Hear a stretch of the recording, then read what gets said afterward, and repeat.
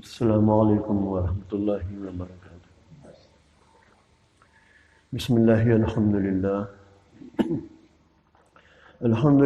نحمده ونستعینه ونستغفره ونؤمن به ونتوکل علیہ ونعوذ باللہ من شرور انفسنا من سیئات اعمالنا من يهده اللہ فلا مضل له ومن يضلل فلا هادی له ونشهد أن لا إله إلا الله وحده لا شريك له ونشهد أن سيدنا مولانا محمدا عبده ورسوله أما بعد۔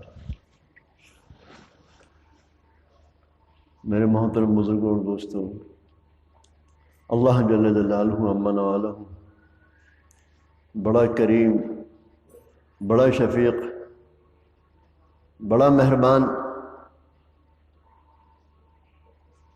اللہ نے اپنے کرم سے ہمارے گناہوں پر ستارے کی چادر ڈال دی۔ لوگ اچھا سمجھتے ہیں، یہ اللہ کی صفت ستاری کا مظہر ہے۔ اگر اللہ پاک گناہوں کو ظاہر کر دے تو کوئی ہمارے پاس بیٹھنے بھی گوارہ نہ کرے۔ فرمائے میری گندی ذات اللہ کی صفت ستاری کا مظہر ہے۔ اللہ نے میرے گناہوں پر ستاری کی چادر ڈال رکھی ہے، میرے گناہوں کو چھپا رکھا ہے۔ اگر میرے گناہ ظاہر ہو جائیں تو میرے پاس پھٹکنے بھی گوارہ نہ کرے۔ کل کو قیامت میں اللہ جل جلالہ اپنے بندے کو بلائیں گے پردے میں، سب کے سامنے نہیں، اور فرمائیں گے کہ دیکھ تو اچھا تو نہیں تھا، لوگ اچھا سمجھتے تھے، تو اچھا تو نہیں تھا، لوگ اچھا سمجھتے تھے، میں لوگوں کے گمان کی لاج رکھتا ہوں اور تجھے معاف کرتا ہوں۔ اور ہم تو سارے کے سارے ایسے ہی، ما زکا منکم من احد ابدا۔ کیا مفہوم قرآن کی آیت کا؟ کہ تم میں سے ایسا کوئی نہیں جو پاک اور صاف۔ ہاں، جس کو اللہ پاک کر دے وہ صاف، جس کو اللہ پاک کر دے وہ پاک اور صاف۔ کوئی تم میں سے ایسا نہیں جو پاک اور صاف۔ تو ہم تو سارے کے سارے گندے ہیں۔ اور بندہ کس کو کہتے ہیں؟ بندہ گندا۔ فرمایا آپ سفر کر کے کہیں سے آئیں اور آگے آپ نے کپڑے جھاڑے اور کپڑوں میں سے دھول نکلتی ہے، اس دھول کا جو ذرہ ہے اس کو عربی میں عبد کہتے ہیں۔ عبد، اس ذرے کو کیا کہتے ہیں؟ عبد۔ اور عبد معنی ہوتا ہے بندہ۔ تو ہم تو ایسے عبد ہیں، ہمیں کسی کی کوئی حیثیت نہیں۔ ما زکا منکم من احد ابدا، تم میں سے کوئی ایسا نہیں جو پاک اور صاف، ہم سارے کے سارے گندے ہیں۔ وَلَٰكِنَّ اللَّهَ يُزَكِّي مَن يَشَاءُ، اللہ جس کو پاک کر دے تو وہ پاک ہے، اللہ جس کو پاک کر دے تو وہ پاک ہے، ورنہ ہم تو اپنی گندی کے لیے پھرتے ہیں سر سے پیر تک۔ فرمایا بزرگوں نے دیکھو، ہماری آنکھوں میں میل، ہمارے کانوں میں میل، ہمارے منہ میں بدبو، ہمارے پیٹ میں نجاست، پورے بدن میں خون جو دوڑ رہا ہے سارا ناپاک۔ میری ابتدا کیا تھی؟ ناپاک قطرہ۔ موجودہ حالت کیا ہے؟ ناپاکی۔ اب انتہا کیا ہے؟ آخر میں کیا ہونا ہے کہ ایک دن مرنا ہے۔ اگر میرے گھر والے مجھے 2 دن گھر میں رکھ لیں اور قبر میں نہ دفنائیں تو میری بدبو سے پورا محلہ پریشان ہوگا۔ قبر میں ڈال دیا جاؤں گا، پیٹ پھٹ کے آنتیں باہر آ جائیں گی، آنکھیں نکل کے منہ پہ گر پڑیں گی، بدن میں کیڑے چلنے لگیں گے اور مٹی ہو جاؤں گا۔ تو میری ابتدا کیا ہے، موجودہ حالت کیا ہے، اور پھر انتہا کیا ہے تو میں کس بات پہ اکڑتا ہوں. تو بندے کی نجات تو عاجزی و تواضع میں ہی ہے. بندہ بن کے زندگی گزار دے. زندگی بے بندگی شرمندگی، زندگی بے بندگی شرمندگی. تو ہماری نجات تو فرمایا بلکہ اصل عبادت ہے. اصل عبادت فرمائے اس کو کہ انسان ہر ایک سے اپنے کو کمتر سمجھے، پھر اللہ پاک تجھ سے کام لے گا. جب تو اپنے کو ہر ایک سے کمتر سمجھے گا تو اللہ جل شانہ تجھے مقام و مرتبہ عطا فرما دے گا، تجھے بلندی عطا فرما دے گا. من تواضع للہ رفعہ اللہ، کہ جو اللہ کے لیے تواضع اختیار کرتا ہے اللہ جل شانہ اس کو بلند مرتبہ کر دیتے ہیں. جو اللہ کے لیے چھوٹا بنتا ہے اللہ اس کو بڑا بنا دیتا ہے. تو بندے کی نجات تو عاجزی تواضع میں ہی ہے کہ مجھ سے بڑا گنہگار کوئی نہیں. بلکہ فرمایا صبح گھر سے نکلنے سے لے کے رات کو گھر لوٹنے تک ہر ایک کو اپنے سے بہتر سمجھ، ہر ایک کو اپنے سے بہتر سمجھ. تو ہمیں حق نہیں کہ ہم کسی سے اپنے کو بہتر سمجھیں، ہمیں یہ حق نہیں. ہر ایک ہم سے بہتر. پھر دیکھو اللہ پاک تمہیں تمہارے ہمسروں میں، تمہارے ساتھیوں میں بلندی عطا فرما دیں گے. تم اپنی نگاہ میں تو چھوٹے ہو گے لیکن اللہ کی نگاہ میں مقبول، فرشتوں میں محبوب، اور اللہ کی مخلوق یہاں تک کہ جنگل کے جانور اور دریا کی مچھلیاں تمہارے لیے دعا اور استغفار کریں گے. تو میرے پیاروں، اللہ نے ہمیں یہ مبارک مہینہ عطا فرمایا اس لیے لعلکم تتقون، کہ ہمارے اندر تقوی پیدا ہو جائے. اور خوشخبریاں کیا ہے؟ جو رمضان شریف کے روزے رکھتا ہے، حدیث کا مفہوم ہے کہ میری امت کو رمضان شریف کے تعلق سے خصوصی طور پر 5 انعام دیے گئے ہیں. میری امت کو رمضان شریف کے تعلق سے 5 نعمتیں عطا فرمائی گئی ہیں، 5 انعام و اکرام سے نوازا گیا ہے. پہلا انعام کیا ہے کہ روزے داروں کی منہ کی بدبو اللہ کے نزدیک مشک سے زیادہ پسندیدہ ہے. پیٹ خالی رہتا ہے تو معدے میں قسم کی بو پیدا ہو جاتی ہے، وہ اللہ کے نزدیک مشک سے زیادہ پسندیدہ ہے. دوسری نعمت کیا عطا فرمائی کہ جنت ہر روز ان کے لیے سجائی جاتی ہے. روزے داروں کے لیے جنت روزانہ سجائی جاتی ہے. قریب ہے کہ میرے بندے دنیا کی مشقتیں اپنے اوپر سے پھینک کر تیری طرف آ جائیں. دیکھو ایمان والوں کے لیے موت تحفہ ہے، ایمان والوں کے لیے موت تحفہ ہے. موت آئی، سارے جھگڑے جھمیلے ختم. اب تو اللہ کے مہمان خانے میں پہنچ گئے، کوئی مشغلہ نہیں، بس عیش ہی عیش، مزے ہی مزے. تو جنت سجائی جاتی ہے کن کے لیے؟ جو اللہ کے لیے روزے رکھتے ہیں. تیسرا انعام کیا ہے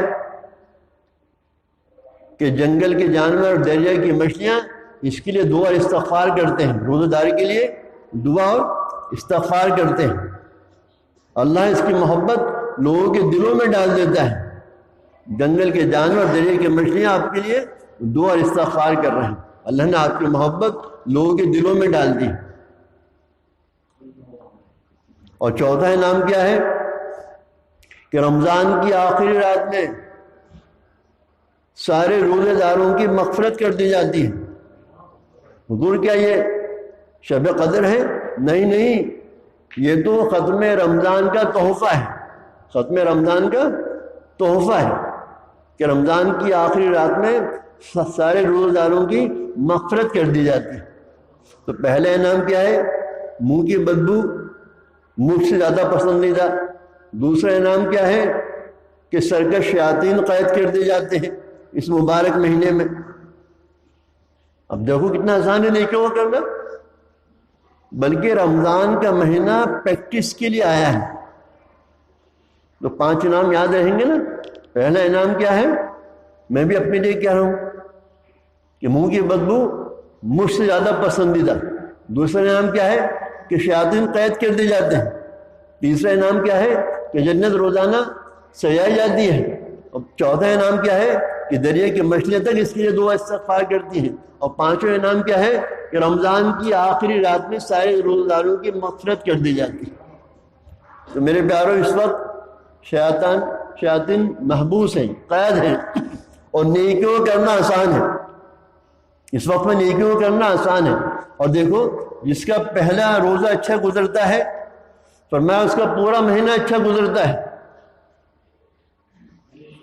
یعنی پہلے روزے سے محنت شروع کر دو۔ خیر اب تو جیسا بھی ہو گیا، لیکن اب جب جو بھی کمی کوتاہی غفلت ہو گئی، ہم اللہ سے معافی مانگنے، توبہ کرنے، اللہ میاں اب تک جیسا وقت لگانا چاہیے تھا ویسا نہ لگا سکے، آج سے نیت کرتے ہیں اللہ آج سے محنت کریں گے، آج سے اپنے آپ کو ہم گناہوں سے بچائیں گے، اپنی آنکھوں کی حفاظت کریں گے، اپنے کانوں کی حفاظت کریں گے، اپنی زبانوں کی حفاظت کریں گے، اپنے ہاتھوں پیروں کی حفاظت کریں گے، اپنے دل دماغ کی حفاظت کریں گے۔ ہمارا روزہ صرف پیٹ ہی کا نہیں ہے بلکہ پورے بدن کا روزہ ہے۔ اور یہ روزہ پریکٹس کے لیے کہ پورے سال روزے جیسے رہنا ہے، پورے سال رمضان جیسے رہنا ہے۔ عید کے دن پیٹ کا روزہ ختم ہو جائے گا، لیکن باقی بدن کا روزہ عید کے دن بھی ہے۔ آنکھ کا روزہ عید کے دن بھی ہے، پیٹ کا روزہ حرام ہے عید کے دن۔ اللہ میں کی طرف سے دعوت ہے، ایک عید کی اور 4 بقرعید کے دنوں کی۔ یہ 5 روزے رکھنا تو حرام ہے، لیکن باقی بدن کا روزہ روزانہ فرض ہے۔ آنکھ کا روزہ ہے نا، آنکھ کا روزہ سب سمجھتے ہیں، غیر محرم کو دیکھنے سے اپنے آپ کو بچانا، لائنیز دیکھنے سے اپنے آپ کو بچانا۔ کانوں کا روزہ پوری زندگی کا ہے، عید کے دن بھی ہے، عید کے بعد بھی ہے۔ زبان کا روزہ فضول باتیں، گالی گلوچ، غیبتیں، یہ بڑا خطرناک معاملہ ہے زبان کا۔ فرمایا اس کا سائز چھوٹا ہے زبان کا، لیکن اس کی ساتھ مصیبتیں بڑی بڑی وابستہ ہیں۔ انسان کے اوپر اکثر مصیبتیں اس کی زبان کی وجہ سے آتی ہیں۔ جو چپ رہا وہ نجات پا گیا۔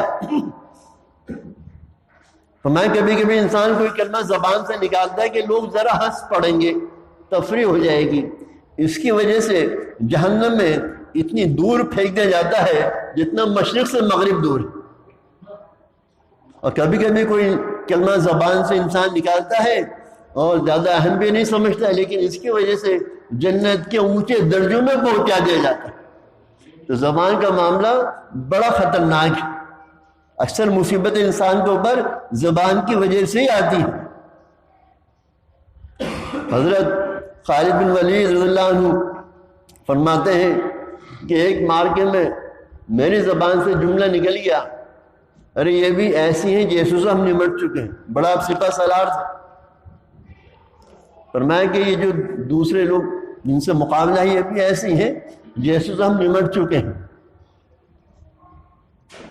فرماتے جملہ میری زبان سے نکل گیا تھا، ہلکی سی اس میں اوجو بڑھائی کہ جس کی وجہ سے ہمارے بھی بہت آدمی شہید ہوئے اور دشمنوں کے بھی بہت سارے آدمی قتل ہوئے۔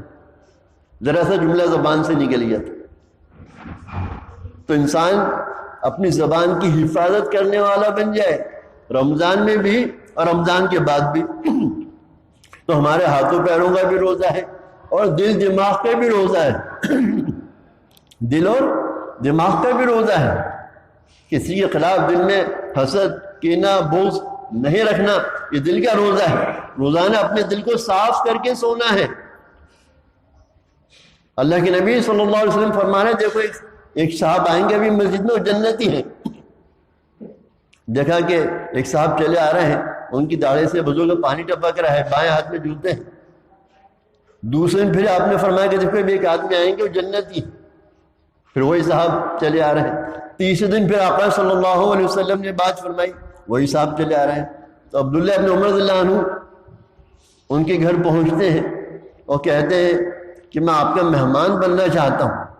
میں آپ کا مہمان بننا چاہتا ہوں۔ ہاں ہاں، بڑی خوشی کی بات ہے۔ اس زمانے میں مہمان کو نعمت سمجھا جاتا تھا، ہماری طرح نہیں کہ مصیبت آ گئی، ہاں کیا ہمیں اب تو کیا کیا کرنا پڑے گا، نہیں، بڑی خوشی کی بات ہے۔ 3 دن وہاں رہے، اور اس لیے ٹھہرے تھے میں یہ دیکھوں کہ ان کا کون سا عمل ایسا ہے کہ آقا صلی اللہ علیہ وسلم نے ان کے بارے میں فرمایا کہ یہ جنتی ہے۔ 3 دن پورے ہو گئے کہ وہی اعمال جو میں کرتا ہوں وہ یہ کرتے ہیں، رات کو تھوڑا بہت ذکر کر لیتے ہیں، نماز پڑھ لیتے ہیں، اپنے کاروبار کرتے ہیں، کوئی خاص عمل تو ایسا دیکھا نہیں۔ 3 دن پورے ہو گئے، وہ جانے لگے اور فرمایا کہ بھائی دیکھو، میں تو اسی تمہارے پاس ٹھہرا تھا کہ میں دیکھنا چاہتا تھا کہ تمہارا کون سا ایسا عمل ہے کہ جس کی وجہ سے حضور صلی اللہ علیہ وسلم نے تمہارے بارے میں فرمایا کہ تم جنتی ہو، تمہیں جنت کی خوشخبری سنائی۔ فرمایا بھائی میرا تو کوئی ایسا عمل ہے نہیں جو تم نے دیکھا 3 دن میں، بس وہی ہے۔ وہ جانے لگے، کچھ قدم چلے تو انہوں نے آواز دی کہ نہیں ادھر آؤ، ذرا ٹھہرو، ایک بات سنو، میرا ایک عمل ہے کہ میں روزانہ اپنا دل سب کی طرف سے صاف کر کے سوتا ہوں۔ اپنا دل کسی نے کچھ کہہ دیا، سن دیا، بہن سے، بھائی سے، پڑوسی سے، رشتہ دار سے کچھ کھٹ پٹ ہو ہی جاتی ہے، جہاں 2 برتن ہوتے ہیں کھٹک ہی جاتے ہیں، لیکن میں اپنا دل سب کی طرف سے صاف کر کے سوتا ہوں۔ اور ایمان والے کو ایسا ہی ہونا چاہیے، کسی سے کتنی بھی کھٹ پٹ ہو جائے لیکن 2-4 گھنٹے میں اور سونے سے پہلے تو دل صاف کر لینا ہی چاہیے۔ تو ہمارے دل کا بھی روزہ ہے، تو اس عمل کی وجہ سے اللہ کے نبی صلی اللہ علیہ وسلم نے ان کو جنت کی بشارت فرمائی کہ دل صاف کر کے سوتے ہیں۔ تو میرے پیاروں، ہمارے دل کا بھی روزہ ہے، ہمارے دماغ کا بھی روزہ ہے۔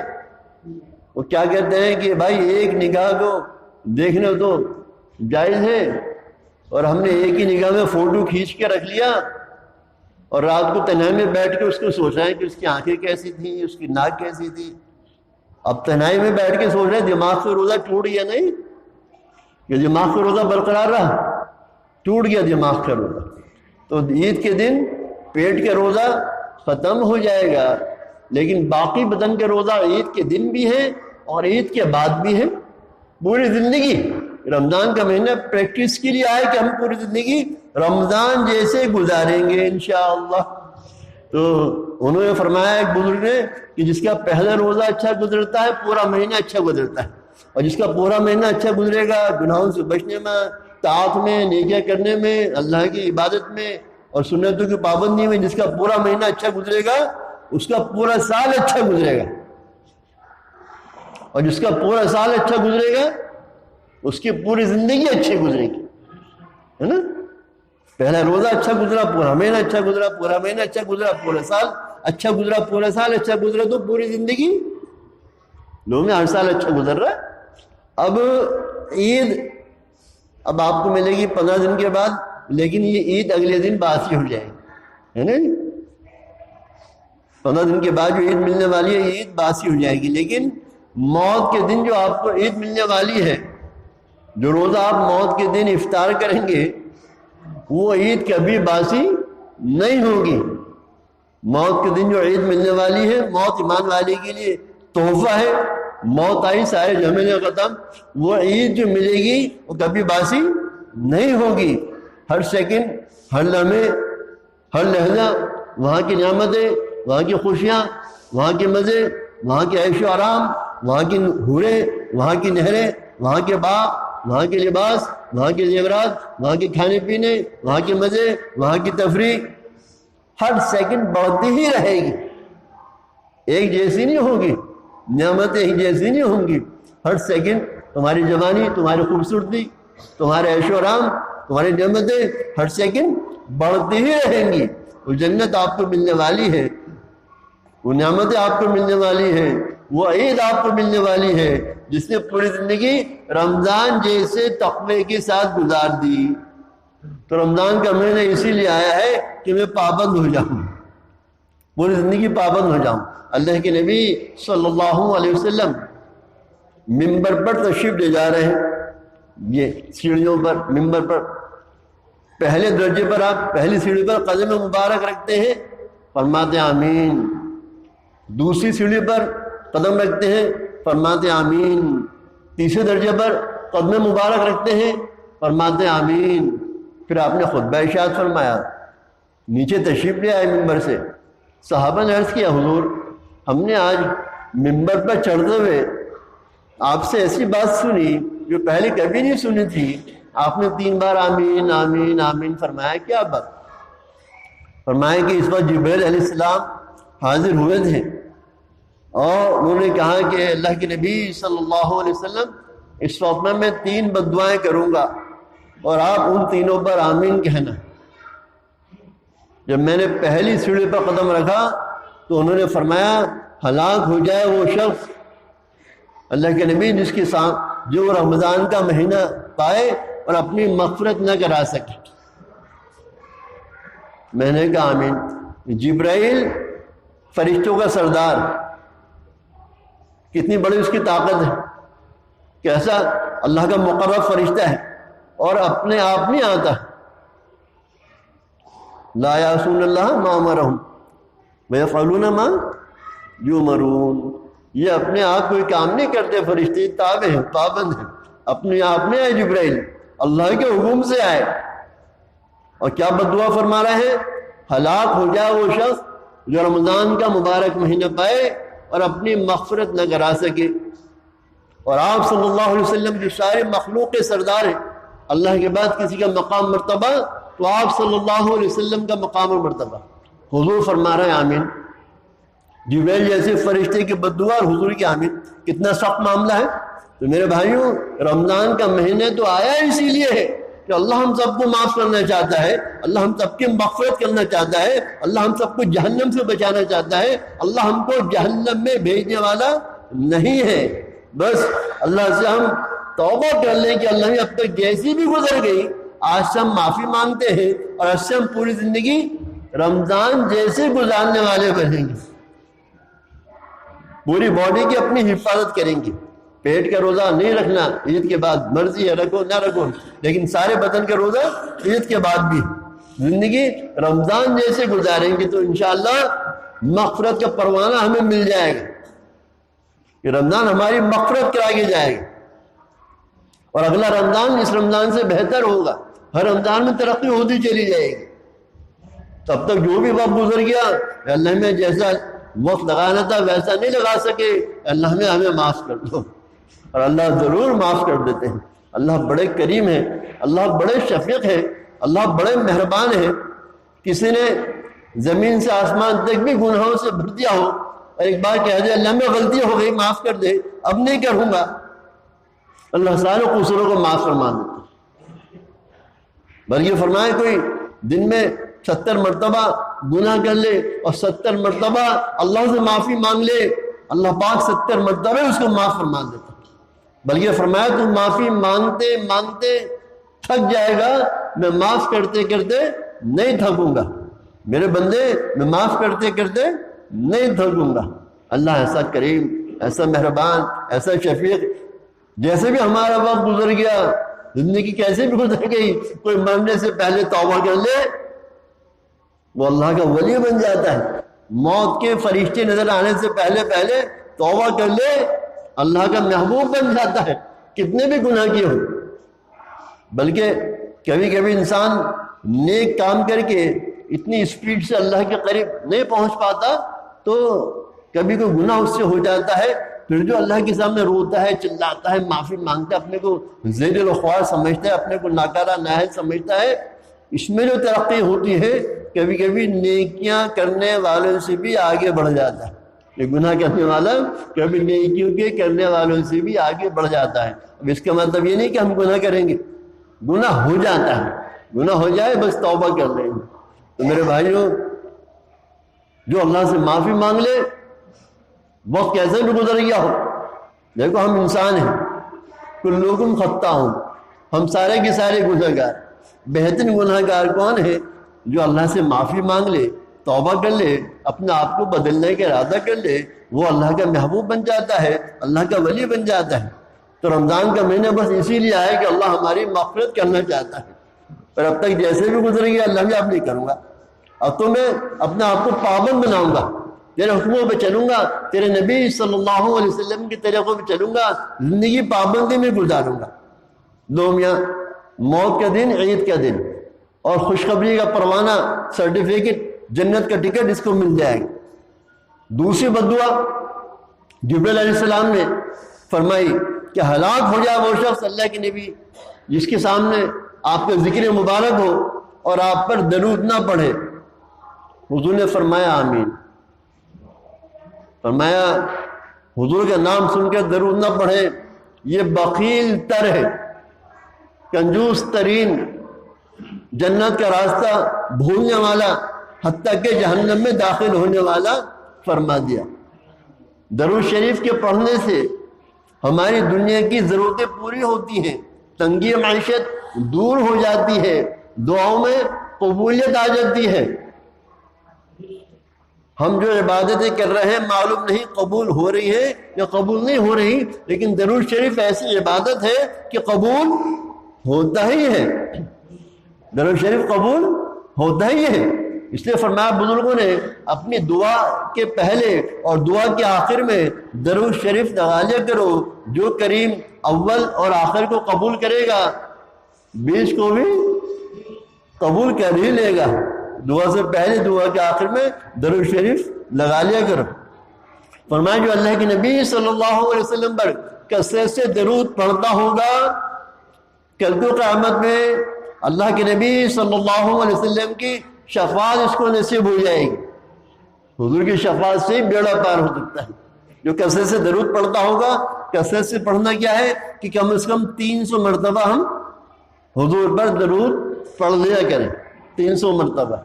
تو جو 300 مرتبہ کوئی عمل کرتا ہے وہ کثرت سے کرنے والوں میں شمار ہو جاتا ہے۔ بڑا درود شریف نہیں پڑھ سکتے، چھوٹا پڑھ لیں، وصلی اللہ علی النبی الامی، صلی اللہ علی النبی الامی۔ لو میاں 5-6 منٹ میں 300 بار ہو جاتا ہے۔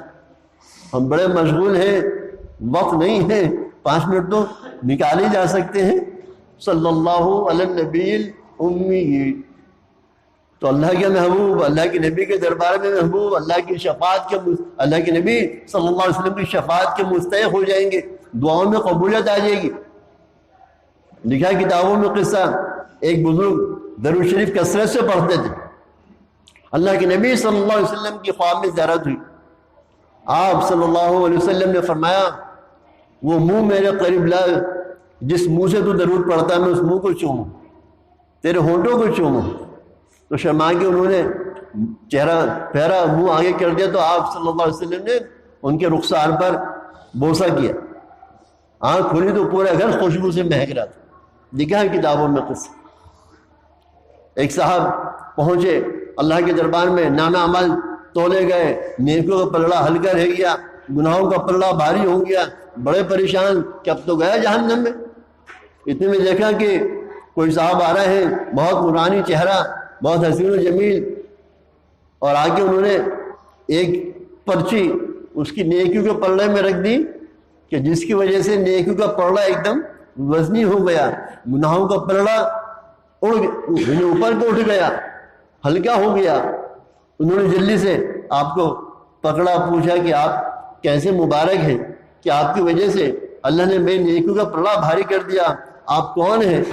فرمایا میں تیرا نبی محمد صلی اللہ علیہ وسلم، یہ تیرا درود شریف جو تو مجھ پر پڑھتا تھا وہ میں نے تیری نام اعمال میں رکھ دیا، تیری ترازو میں رکھ دیا، جس کی وجہ سے تیرا پلڑا بھاری ہو گیا۔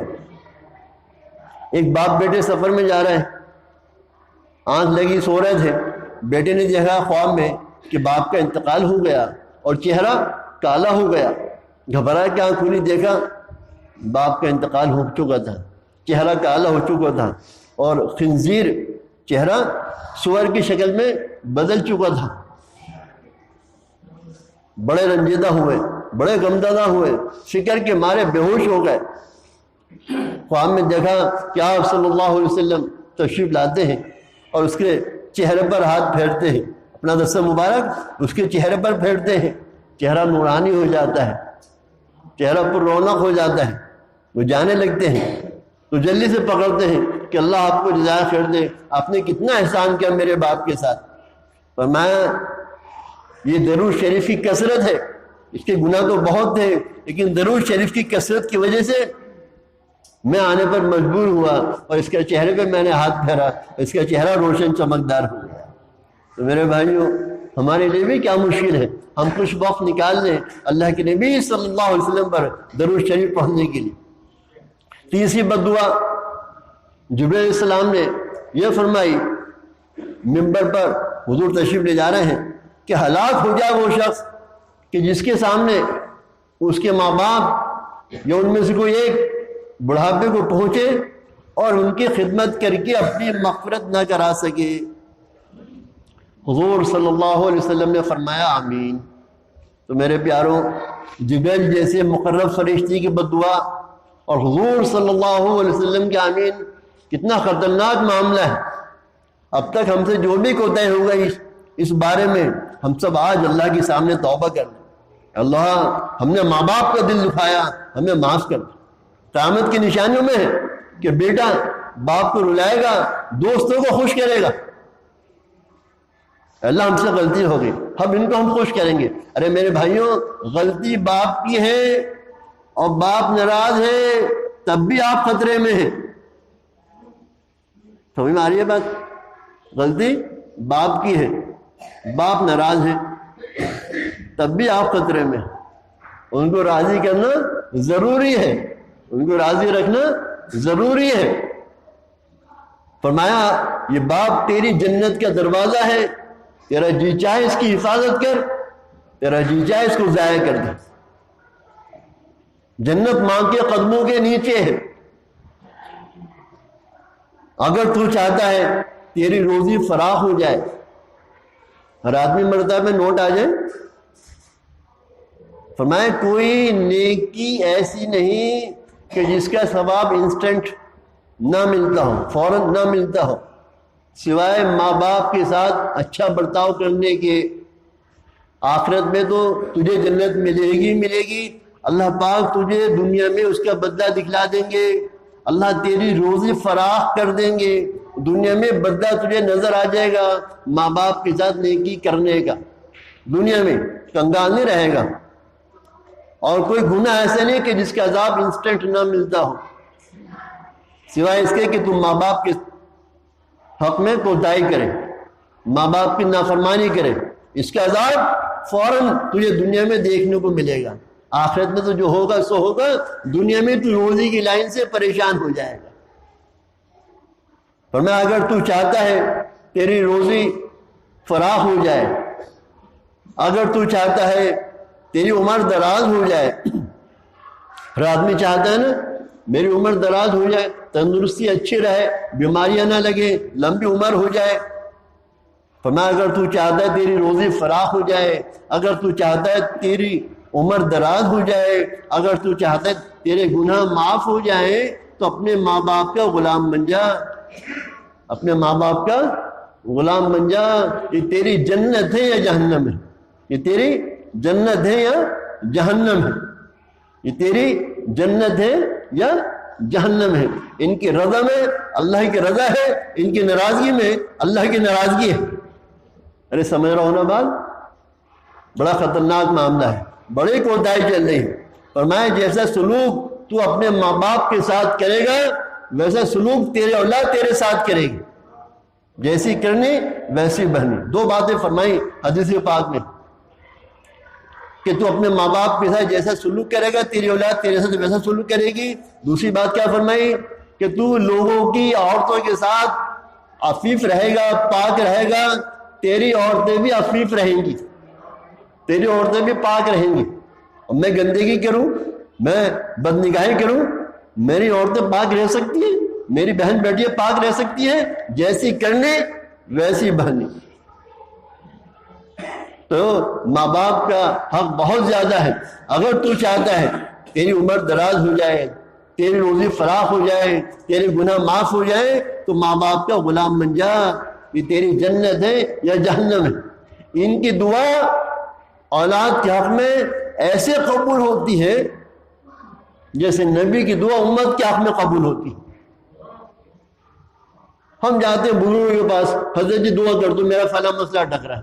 ارے کہ اپنے ماں باپ سے دعا کرا, اپنے ماں باپ سے دعا کرا. ان کی دعا اور بد دعا دونوں قبول ہوتی ہے. موسیٰ علیہ السلام عرض کرتے اللہ میاں مجھے فلاں جگہ جانا ہے, پاؤں چلتے چلتے تھک گیا ہوں, ذرا سوارے کا انتظام ہو جاتا. اور میں ہاں جاؤ, فلاں پہاڑ پر ہمارا ولی بیٹھا ہے, اس سے جا کے کہو. موسیٰ علیہ السلام اس کے بعد جاتے, بھائی ذرا میرے لیے سوارے کا انتظام کر دے, پاؤں چلتے تھک گیا ہوں. کہتا بادلوں نیچے آؤ, نیچے آؤ. سارے بادل ایک دم نیچے آتے. کہتا جاؤ ان کے لیے سواری بن جاؤ, ان کو چھوڑ کر آؤ. اب موسیٰ علیہ السلام عرض کرتے اللہ میاں میں آپ کا نبی, میں آپ کا رسول اور یہ آپ کا ولی صرف, اور آپ نے اس کو اتنی قدرت دے رکھی ہے کہ بادلوں پر اس کی حکومت چلتی ہے, بادل اس کی بات کو مانتے ہیں. اللہ میں کیا بات. اور میں موسیٰ یہ اپنی ماں کا بڑا فرما بردار تھا. اس کی ماں جو اس کو کوئی کام بتاتی تھی جھٹپٹ ڈپکے کرتا تھا, ماں کا کام فوراً کرتا تھا, ماں کی خدمت کرتا تھا. ایک بار ماں نے اسے کوئی کام بتایا, اس نے جھٹپٹ وہ کام کر دیا, تو اس کی ماں نے دعا دی کہ اللہ جیسے میرے بچے نے میرا کام کیا ہے, میرا بچہ تو اس سے کوئی بات کیا تو بھی اس کو پورا کر دے. یہ ماں کی دعا. موسیٰ اگر یہ یوں کہتا کہ اللہ تو زمین کو آسمان بنا دے, آسمان کو زمین بنا دے, تو میں وہ بھی کر دیتا.